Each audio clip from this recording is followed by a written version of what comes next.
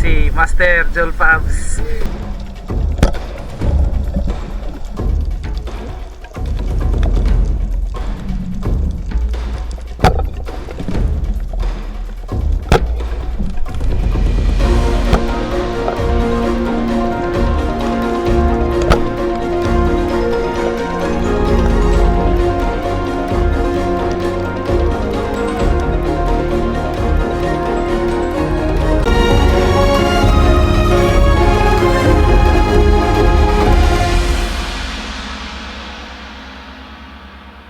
So what's up sa inyo mga master? For today's adventure ay raransakin natin ang spot ni Master Joel Pabs. Sobrang daghan daw ng mga isda dito, kaya tara na, samahan nyo kami. Sir, magdadive kami ngayon dito sa aming secret spot. First dive namin ngayon dito. Kasama natin mga master, si Windel, si Butoy, at si Ninyo, at si Master Joel Pabs. Dasmagi Sa mga driver sa Rila diya sa Cagayan ug sa Valencia. Dasmagi mi diri sa Ay, mga mama dito mga master, first time. Shoutout sa ating top fan, Roel Dominisi. Dive safe always, master, at God bless. At ayan na nga mga master, hindi na tayo nagpalangan-langan dahil sobrang excited na natin. At dito ay tumabi tayo kay Master Joel Pabs dahil baka magbubulot siya doon sa ilalim ng dagat. Ayan na nga mga master, sobrang daghan nga talaga ng mga isda dito. Ito yung buhay naman natin, isang auman. Hindi na nga tayo nagpalangan-langan at tinusok na natin dahil sobrang excited na tayo. Sobrang daghan nga talaga ng mga isda dito sa spot na to at kadali-ili mo talaga sa bato ay mga isda talaga na nagtatago. Nanusok na rin tayo ng mga gagmay na isda dahil sumhan na tayo ng mga dagko na isda at sobrang lami talaga ng mga gagmay na isda na ito. Sobrang daghan din ng mga sulid dito mga master, kaya tinusok na rin natin ang sulid na ito. Grabe talaga mga master, malilingaw ka talaga sa spot na ito. Dahil sa sobrang lingaw natin ay nakalilimutan na natin kung saan na si Master Joel Pabs. Kaya pagkatapos nating matusok ang sulid ay pinangita na natin yung ating mga kauban. At dinuol lang nga natin ang ating isang kauban at nakita natin si Butoy na nakatusok ng nukos. Ayan pa mga master, may sulid na naman, kaya di na tayo magpalangan-langan at tutusukin na natin. Ayan na nga mga master, sa sobrang excited natin ay nakabuhay tuloy yung sulid. Sumirit na nga siya, tinusok pa ni Butoy pero hindi rin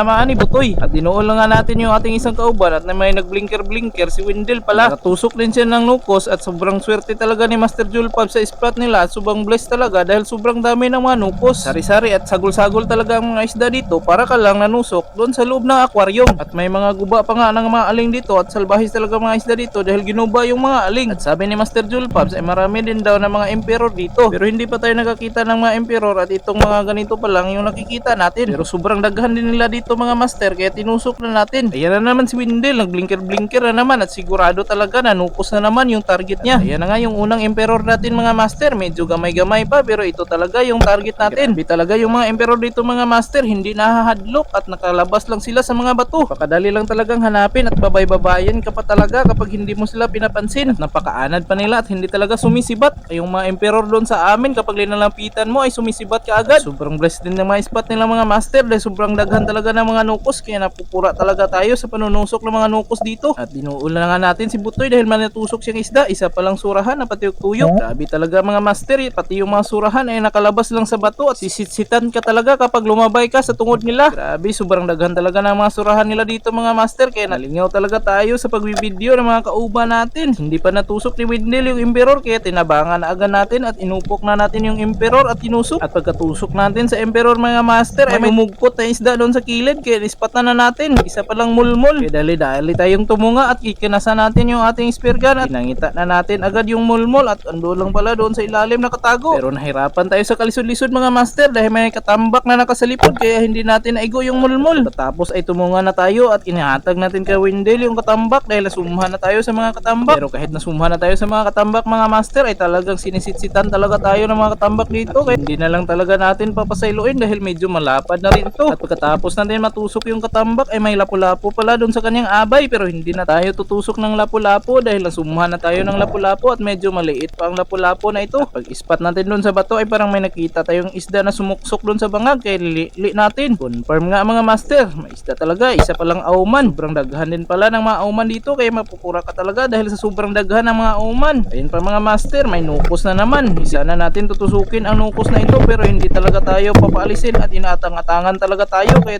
tinusok na natin. Grabe talaga ang mga nukos dito mga master. Kapag hindi mo tinutusok ay nangluluod talaga at atang-atang talaga sa gyanan mo at hindi ka talaga padadaanin. Kaya na nga mga master, dahil nakita tayo sa mga kauban niya ay dumuol na rin yung kanyang mga kauban at hindi na magpasibuot at magpatusok din talaga. Kahit naglikay-likay na nga tayo dito sa mga nukos ay naatang-atangan talaga tayo kahit saan tayo magpunta. Grabe talaga mga master, ikaw na lang talaga ang atras at sisibog dahil sa sobrang daghan ng mga nukos dito. At nakahiring din siguro ang makabinhin na ito na dito tayo pupunta kay sinunda na rin tayo. Grabe talaga mga master, sobrang blessed talaga nila sa spot nila at pati yung mga kitong ay dito lang nakahiga dito sa mga buhanginan. Napakaana din ng mga kitong nila dahil yung mga kitong doon sa amin ay sumisirit talaga kapag nakita ng mga ilaw. Pero yung mga kitong nila ay pa-chill-chill lang talaga at pahiyad-hayad lang talaga doon sa mga buhanginan. Papasanaol ka talaga sa mga isda dito mga master dahil napakadali lang talagang hanapin. Pero ang nukos na ito ay nangluod na dahil hindi natin pinansin kanina kaya sumirit na agad siya. Menyas na naman si Butoy at may nakita pala siyang dalawang kitong. Tambay talaga ni Butoy at pinatusok niya sa atin yung isa dahil nasumhan na raw siya dahil sa sobrang dami ng mga kitong. Tingnan yung mga master, yung kitong nila dito parang patay talaga kung matulog. Parang may banig at unlan pa talaga dahil sa sobrang himbing ng tulog. Mga tapulan siguro yung mga kitong nila dito mga master dahil patulog-tulog lang. Samantalang yung mga kitong doon sa amin ay bising-busy talaga sa gabi at nagising pa talaga at ang bibilis pang lumangoy. Kaya na nga mga master, nagtagsa na nga kami ni Butoy ng dalawang kitong. Buti na lang talaga ay lumapit talaga tayo agad pag sinyas ni Butoy. Mas maayo talaga na magabay-abay at magsunod-sunod ka kay Butoy dahil malalasikan ka talaga. Pero mga master, nakakita naman tayo ng isang bantol. Hindi na tayo nagpalangan-langan at tinusok na natin dahil namimiss na talaga natin ang mga tunok nito. At sobrang lami din pala ng mga tunok nito, ng unod at sabaw nito para ka lang kumakain ng isang lapu-lapu. At nilapitan na natin yung mga kauban natin dahil nagkagubot sila dahil may nakita daw si Windel na may isang malaking isda na sumuksok doon sa bangag. Pero nung nilili natin yung isda mga master ay hindi naman natin nakita kung may isda ba talaga doon sa loob ng bangag. Pero hindi talaga nila ito biniyaan mga master dahil sobrang dako daw sabi ni Windel. Nagpuli-puli na nga sila dito sa paglili at pati si Master Julpabs ay nakilili na rin. Confirm nga mga master,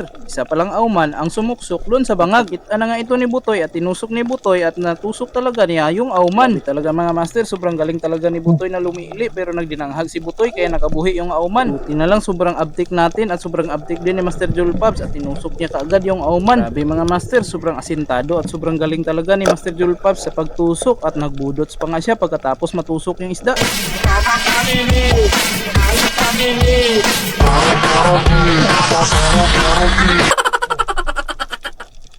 At kinuha na nga ni Butoy yung isda at ibinigay niya kay Windel. Nakawas na kami dito mga master at nakatabo kami ng sobrang daghan talaga ng mga auman. Para ka talagang nasa loob ng aquarium. Pero dahil kinapoy na kami sa pagukod-gukod ng mga auman at napuraan na rin kami kaya pinabayaan na lang namin. Baka mabunog yung spot ni Master Julpabs at wala na siyang isda na babalikan kaya umawas na lang kami. At nagbaklay-baklay pa nga kami padulong sa daplin dahil sobrang dako talaga ng hunas dito. Sabi talaga mga master, sobrang dako talaga ng hunasan dito at pagdating namin doon sa daplin ay tinimbang na namin yung mga kuha namin dahil i-deliver na namin doon sa Gaisano. Yan na nga yung mga kuha namin mga master pagkatapos naming ransakin yung spot ni Master Julpabs. Sana lang ay papabalikin pa niya tayo dito sa susunod.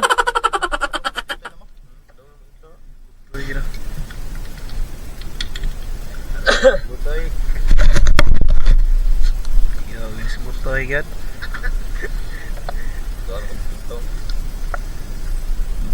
Bes, Butoy. Magpaan katambak ba? Hindi po katambak oh. Oo, nagikuha na. Aga na lang, may tirahan ba? Uwi. Kana no? Tambak. Tambak man. Ayaw man. Ako kita budbod. Buda. Ya, burot wat. Ito mo tento tayo managitan tayo. Ito mo. Di ani man sa ani. Ito. Dako to gamay ni. Kita kan saya mga 3 kilos po. Puting sa ilaw. Ani, primera? Dira lang, una. At ayan na nga yung mga isda natin mga master, i-deliver na natin doon sa Gaisano. Sana ay nag-enjoy kayo sa panonood. Kita-kits tayo sa susunod na episode.